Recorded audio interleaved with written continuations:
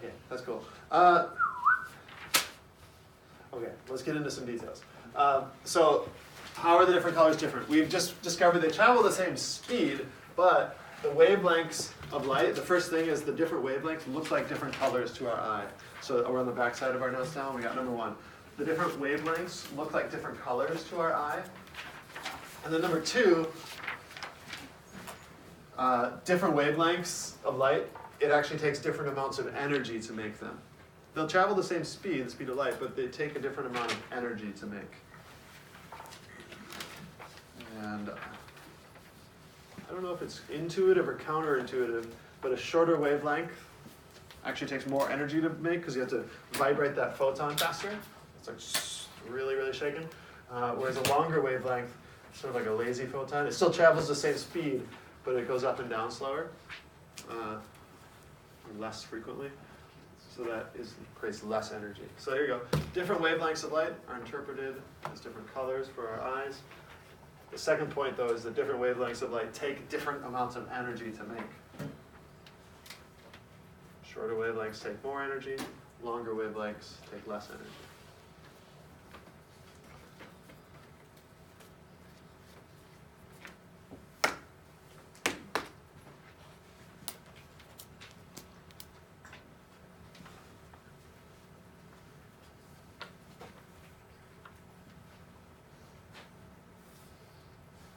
This is a fun thing to think about. Have I showed you the spectrum of light yet? The whole electromagnetic spectrum? There's a slide on here. Oh no, I skipped past it. Let's go back to it. This is a good time, I think, to go back to it. Are you good on this? Let's see if I'm like scrambling to write.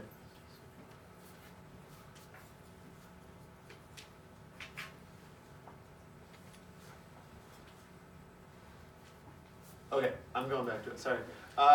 Here's the whole spectrum of light, all the different types of light. So visible is actually only a really, really small little range in the center, middle, not exactly in the middle. If you have real long wavelengths of light, it's called radio waves. Have you listened to the radio before? Yeah. Yeah. How did the signal, like what type of information is that coming at your car or wherever your radio is? It's coming as a radio wave. It's a beam of light that our eyes cannot see.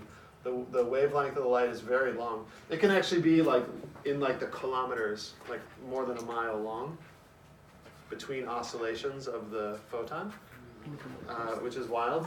But it's a very long wavelength, which means it can actually like slip through a certain amount of matter. It can like travel through walls and stuff. Not forever, right? But have you driven through a tunnel before? Did the radio cut out immediately, or did it make it part way? Made it part way.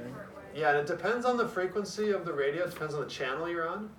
You know when you're turning the dial, you get like 91.1 or 101.3. That's actually a measurement of the wave of the frequency, which is related to the wavelength. So you're actually like changing your antenna, like which particular wavelength your antenna is listening to, is what you're doing. And certain wavelengths are shorter than others, and so they like go through tunnels or go through buildings better than others. Have you been listening to AM? Do you know AM radio? Does anyone still listen to AM radio? No. I know AM and FM. You know it's a thing though on the radio? Yeah. Okay, AM radios, it uses a slightly different way to transmit the signal. We don't have to go into it.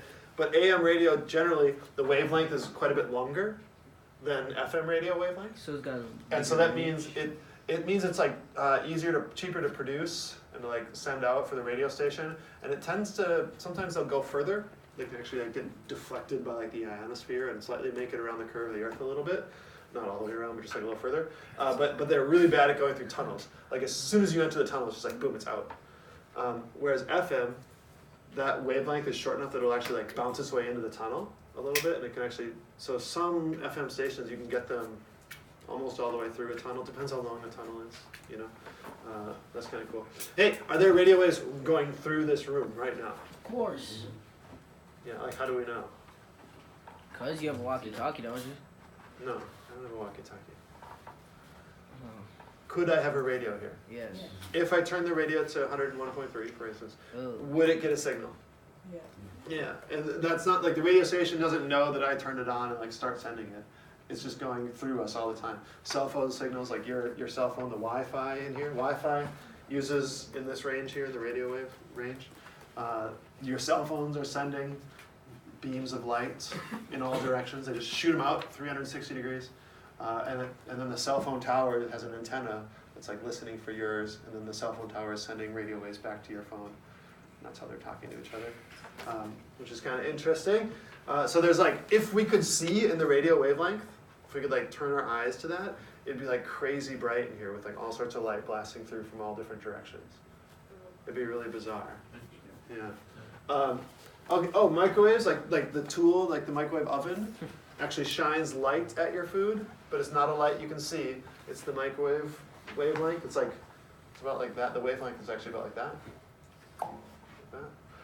And that happens to like vibrate the water molecules that are in your food, causes them to shake. And then if you have vibrating particles, that's heat, right?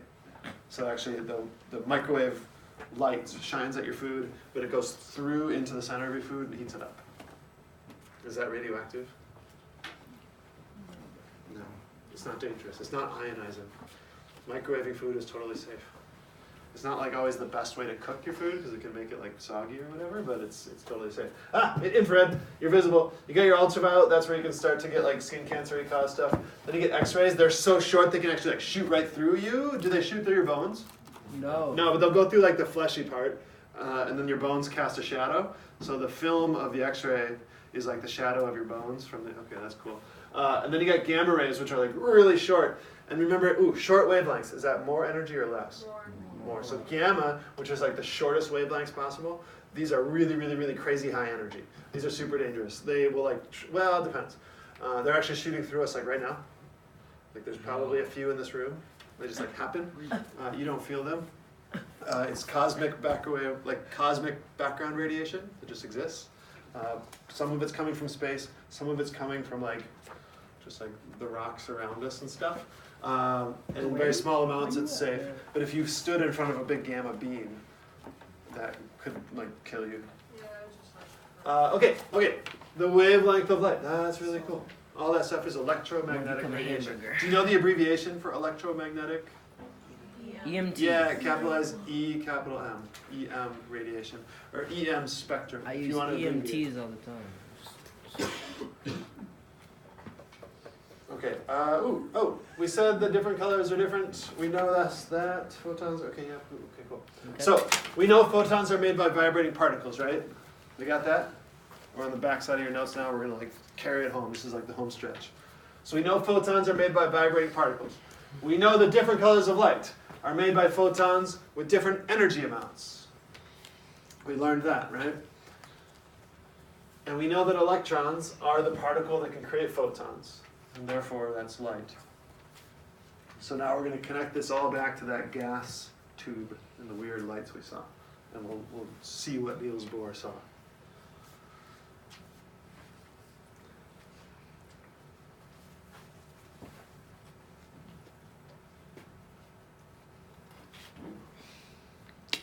Okay. So I'm actually going to jump over to